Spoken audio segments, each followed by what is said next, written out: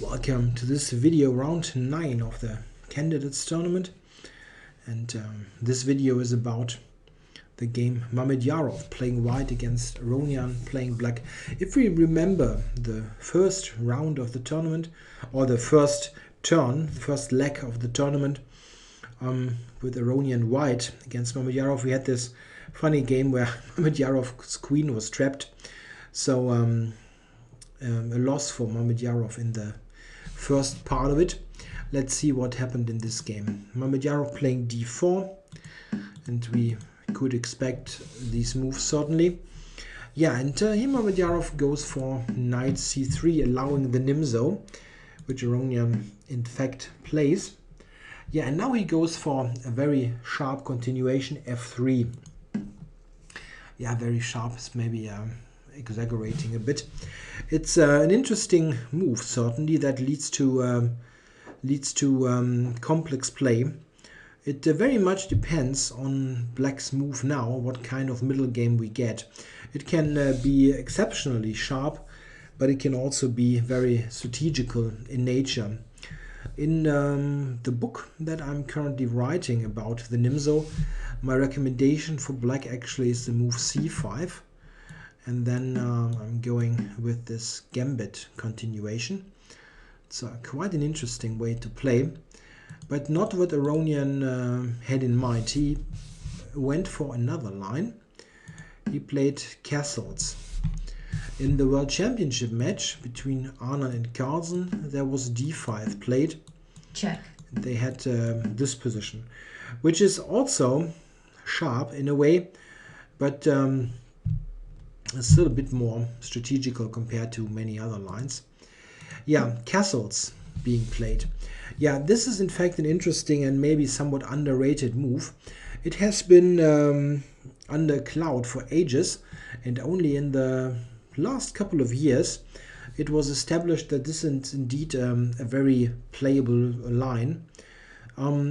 Yeah, white has two main moves now. He's got the move e4 or the move a3. In fact, I always thought that e4 is somewhat risky, but Mamedyarov played it anyway. a3 is the alternative, which leads to positions that can easily arise from the Sämisch variation, something that viewers of my channel might be familiar with, as I'm playing it quite often. Good e4. e4 was played. Okay, Aronian now played d5. This is the idea of this move castles, to basically allow e4 and then immediately attack the center with d5. Here white has more than one option. He can push e5, can exchange on d5. In this game he pushed e5 and then took on d5. Yeah, this is very normal. And here in fact is the first major crossroads. White can play a3, or he can play the move f4. f4 is also a possible move. Black's idea is of course to quickly attack the center. It leads to very sharp play, where very often black gets very decent play on the light squares. Note that these pawns are all on dark squares, and therefore the light squares in white's camp are somewhat weakened, like those, and the bishop might come out mostly to f5, actually. A very sharp position, but Mamedyarov played a3.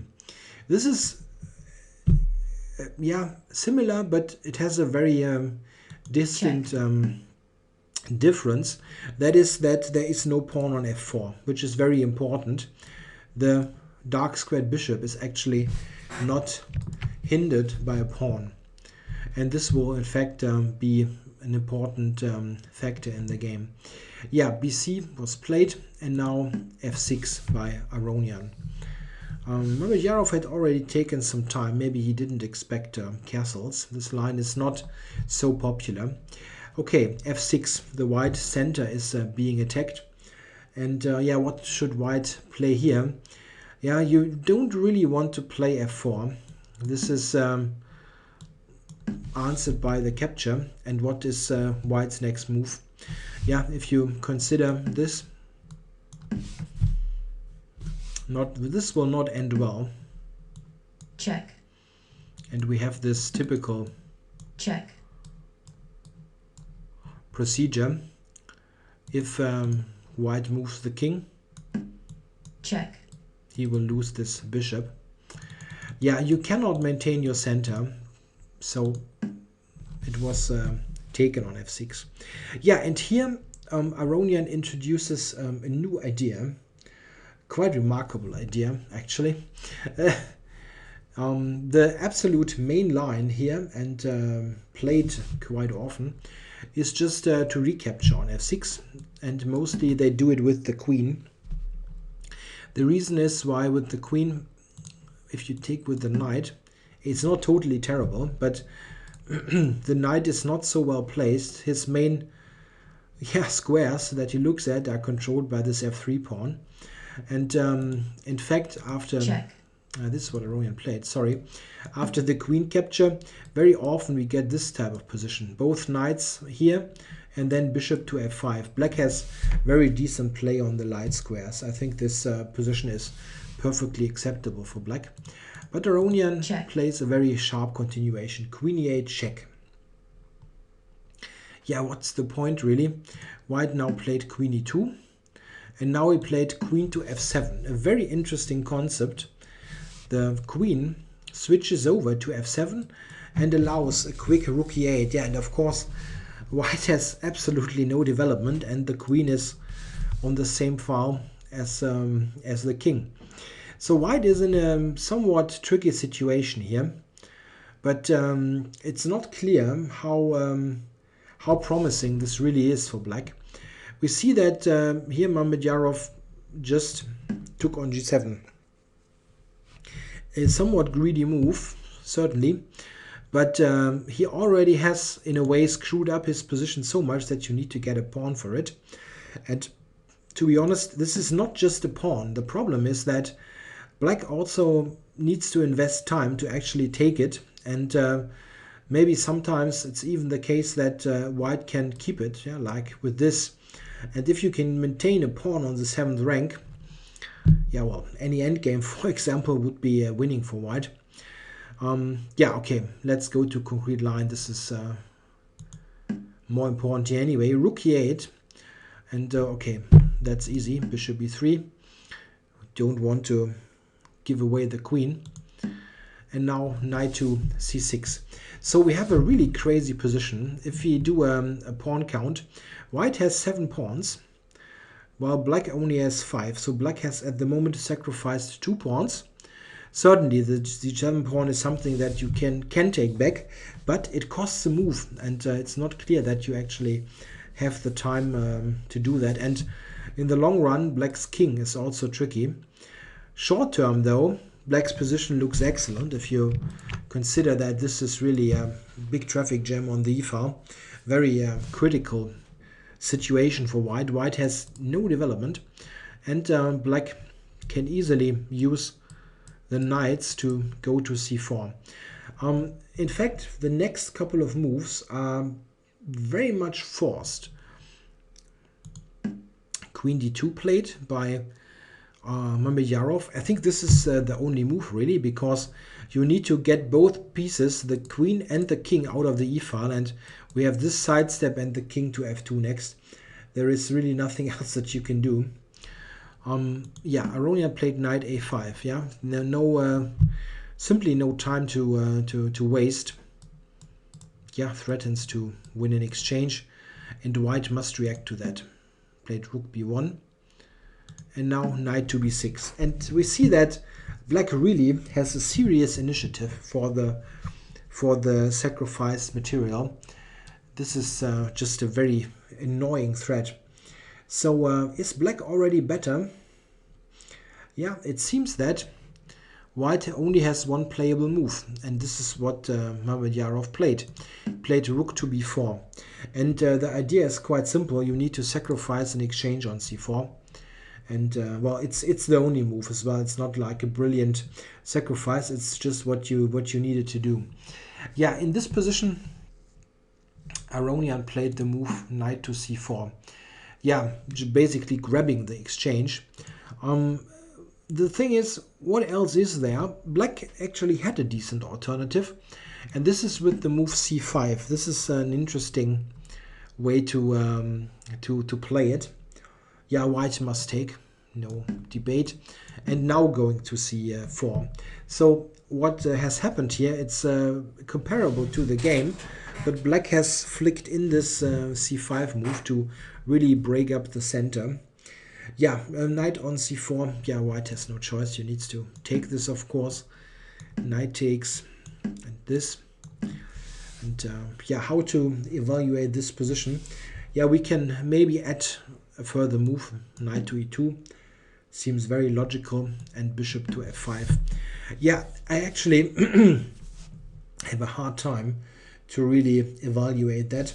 If we continue something like that, for example, king f2, bishop to d3, knight f4, and let's say rook d8 and bishop d4. Just to show what I'm talking about. In this situation, we have a position where white is an exchange down, but he has got a couple of pawns, and he's got this very strong g7 pawn, which is protected by the bishop. In this concrete position, there maybe is rook takes d4 anyway, but what I'm trying to get at is that white has very strong remaining pieces. The bishop on d4, which in fact only was made possible by black actually playing c5 and let white capture. If you don't flick that in, there's a pawn on d4 and the bishop is not able to go there quickly. And white has this strong knight, which possibly can join the action at the right moment. On the other hand, there is rook e2, which white needs to look for. And generally speaking, white's king is also not very secure. Black's king is potentially bad, but it's also not clear how white would organize a very direct attack in the near future. It shows that the positions are terribly complex that arise. I'm not sure that c5 is really better than what was played, but it is certainly an interesting idea. Aronian played this directly and after the capture. However, he avoided to gain the exchange, interestingly enough. He took with the pawn. His idea was that he will get the exchange anyway, and he probably intended to do it in a way with a gain of a tempo maybe, but it does not really work out that way, I think. The easiest to play was certainly knight takes c4. Takes. And yeah, now probably knight e2. Need to develop at some point. And let's say bishop f5 and bishop to f4 with the idea to get it to e5. And again, we have a position where, at least to me, the situation is not clear at all. Maybe at some point black should take the pawn, let's say here, just for argument's sake. And yeah, well, bishop e5, black would probably sack the exchange. Castles first. Maybe castles first, and then maybe knight g3 and bishop e5. I really think that white has a very decent position here. The remaining pieces are all quite good. The knight will join on the king side, and the dark squared bishop has potentially has a potential to get really a monster piece on e5. Just imagine a bishop here supported by f4. This is simply unbearable for black with the bad king position. Yeah, probably something like that was what Aronian needed to play.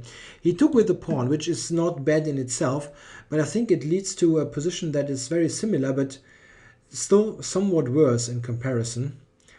Yeah, bishop rook b5, which is strong. He wants to again sacrifice the exchange for knight on d5. White also could play knight e2 to, after this, sacrifice, possibly by playing the bishop to h6. But in comparison, I think this is worse. This is especially annoying. Something like that. And I think black is quite okay here, but it's still unclear, very unclear, this position. Rook b5 is, I think, better. Yeah, now bishop f5 was played. There also was the immediate knight d5, which might probably transpose. I must take. on play here. And it's again this type of position where white has 2 pawns, this strange pawn on g7, and the long-term idea that black's king will never really find a safe place on the board. Yeah, this was played, bishop to f5. Yeah, here Mamedyarov played king f2. Very understandable move. The computer simply loves rook e5, blocking this action on the e-file and avoiding the loss of the exchange. I'm not 100% sold on the idea. It's probably not bad, but I'm not sure how good it is really. Black can play something like that, for example, and claim that this is no advantage to have the pawn on e5.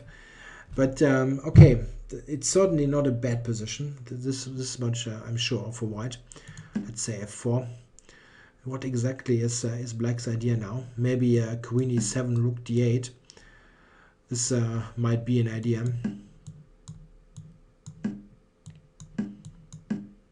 This is very murky, this type of position, but I mean, what is this, right, from a material point of view? 6 pawns. Yeah, black is trying to justify a pawn sacrifice here, and with this king long term, I really don't believe it. Maybe rook e5 was an improvement on Mamedyarov's play, but what he did was not bad. So that I'm pretty sure of. Yeah, well, now knight d5. He wanted to get the exchange back. It's simply that this bishop is attacked, and where do you want to go with it? Yeah, he just took the knight, which is very sensible, I guess. And the thing is, look at this position now. White really has some serious prospects to get both pieces here into the attack against the king, while white's king is relatively safe. From a material point of view, this is also quite okay for white. He's got, as mentioned, he has got 7 pawns against 5 pawns, 2 pawns, and black's king is always a liability. In fact, if we look at this and look at the initial position of this whole line where Aronian played this new concept, it's pretty much clear that he aimed for this type of position. Look at his clock time. Yeah, he played all this relatively quickly. So he went for this deliberately, and note that here he also could have played a simple move like queen takes. Oops, no, not now. Queen takes f6. So he really went for the sharpest possible line and a new line that he had prepared at home. And looking at this position, I'm really not sure if this was such a great practical idea. I mean, Mamedyarov is known to be a very sharp and creative player in unconventional positions, and yeah, maybe it would have been easier for Aronian to just play queen f6 and play a somewhat more positional game, trying to tailor the game more to Aronian's own strength, with mainly Bly, in my opinion, with being a very creative positional player. He's played some amazing strategical concepts that really no other player could have come up with. Very, very impressive games at times. And it's not so often in those complicated positions where there is very unequal material. It's very often from starting with symmetrical positions where he simply injects so much life with interesting ideas that it actually becomes interesting later. So I question a bit this choice of position. Okay, we played a5 now and b5. Well, white is pushing the h-pawn up the board. He's simply banking on the fact that black does not dare to take the pawn, because this leads to direct attacking ideas. But on the other hand, if white manages to push a pawn up to h6, you're never going to get those pawns, and any type of endgame is probably lost. And well, the thing is, what is black's counterplay? Well, Aronian tried to open up on the queen side with this, and this might still be okay, but it gets very, very tricky soon. Yeah, white took now 2 times, and here he played queen to b5, and this seems to be not so accurate. Maybe he should go bishop b3 here. A possible line could be, yeah, white should probably move the knight. This is an important attacking piece. Knight f4 is interesting, but also knight c3. And something like that, knight c3, queen to d6. And white probably will push h6. Yeah, black takes this pawn. And well, this position is completely murky. I have no idea what's going on. The computer is liking white slightly, but in a practical game, anything can happen, really. White has this amazing pawn configuration, but how concrete is it actually going to get in terms of attacking black's king? Those pieces are not quite near the king, and how do you continue? Yeah, maybe rook e1. Oh, white has a good blockade here. Oh, but it can be very, very dramatically. It can end very, very dramatically in short order. Move like that looks completely normal. But what about that? Check. And knight f6 is actually impossible to prevent. You can take here. Check. But white gets a queen in the meantime. It's very, very tough, but probably what he needed to play, knight d3. He played a queen to b5. And now Mamedyarov played rook e1. Here he had a very interesting alternative in pushing d5. This was probably quite a good option for white. The idea is that this d5 pawn will be covered by knight f4, for instance, in this move order. And white is putting this bishop on d4 next. And well, this is a very strong piece on d4. Yeah, still it's very, very complicated. I'm not saying that white is winning flat, but it will be tricky for black. Let's say queen a6, intending to enter here. Okay, I go h5. And this is my idea. Knight at the end to f6. Bishop to d4, knight h5, knight f6, and it's just winning. This is not easy at all for black to defend. And if everything else fails, I maybe can just take on d3 at some stage. I don't really like it, to be honest. I would be very, very worried as black here. Yeah, the computer also likes white very much. But in a practical game, it's hard to tell. Yeah, rook e1 was played by Mamedyarov. Maybe not the toughest move, but I think white is by now really in good shape. Yeah, after that, here, after d5, it's probably over. It's very hard to determine where Aronian's mistake really was. Maybe it was mistimed to push with b4 that quickly. Maybe it was. One problem with this is that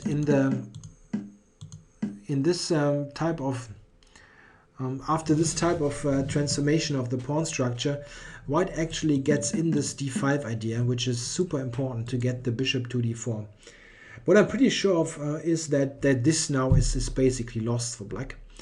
The idea is really, it is long. It is this bishop move, h6, and the knight to f6. And really, I don't see what black is doing.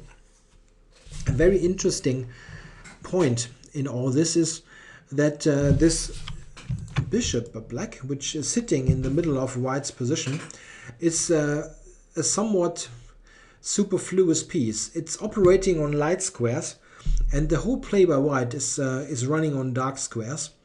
It's simply pointing into thin air mostly, and this is also a reason why white's position is so strong in a way, because his attack, which h6 with h6, yeah, he first put the king here, no worries, and then this trade, and now he has all the pieces in the attack.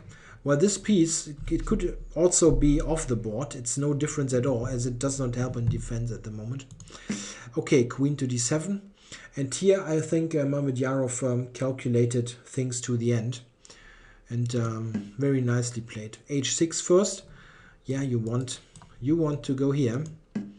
Queen f7 to prevent that. And now he plays it anyway. A very nice move. It wasn't the only winning move. This I need to point out, but it's very nice. If black now takes, check, check. We have a very quick mate. Yeah, he went back. Check. And now queen e8.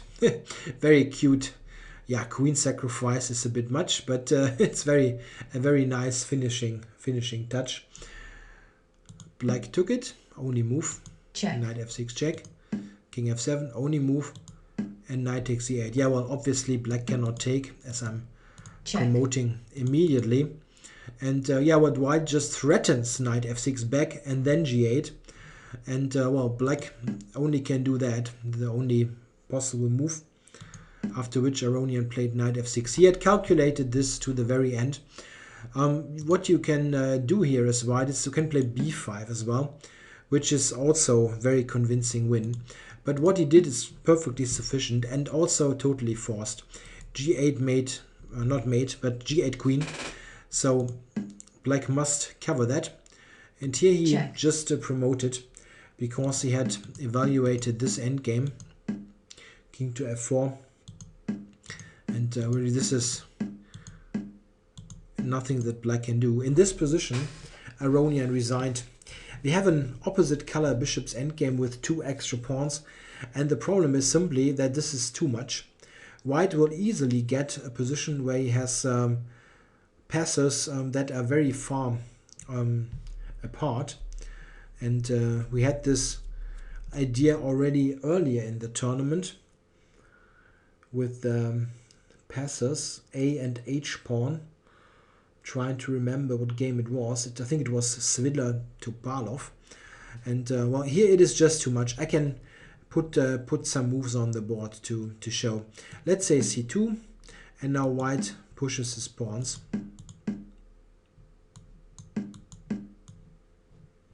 Yeah, where to go? Here? Okay. I still have the b pawn.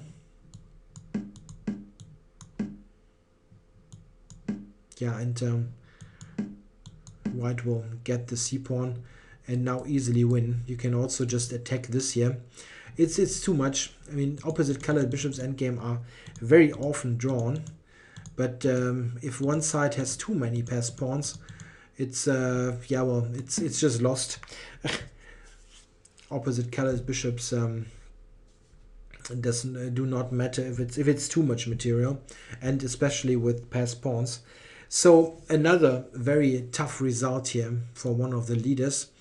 Aronian lost this game against Mamedyarov, which means that Mamedyarov is back on 50%. He is from -1 to 50%. And of course Aronian, who was on +2 before the round, is now back to being on just on a +1 score, winning more game than losing. He lost 2 games and won 3. Losing 2 games is pretty much in this type of format if only first place counts. So a very, very tough result for the Armenian top player and pre-tournament favorite. Yeah, I think this game is a bit of an example where someone yeah, is sort of being killed by the mess that he has had introduced himself by this new opening concept, which is certainly interesting. I mean, this is the kind of also kind of a case of hindsight is always 20/20. Yeah, well, afterwards you know that maybe I should have done something less forcing. You want to get in your interesting ideas, but I think the resulting position simply fitted Mamedyarov very well. He played an excellent game here. And maybe it would have been, from a psychological point of view, been better to get a sort of more complicated strategical battle instead of such a dynamic position. But as mentioned, hindsight is always 20/20. Okay, I hope you enjoyed this coverage. And well, it's going to be very tough for Aronian. If you're an Aronian fan, you need to really keep your fingers crossed. He will need, yeah, probably 2 wins at least to do something. Note that he always has the worst tiebreak compared to Vichy. All right, thanks for watching.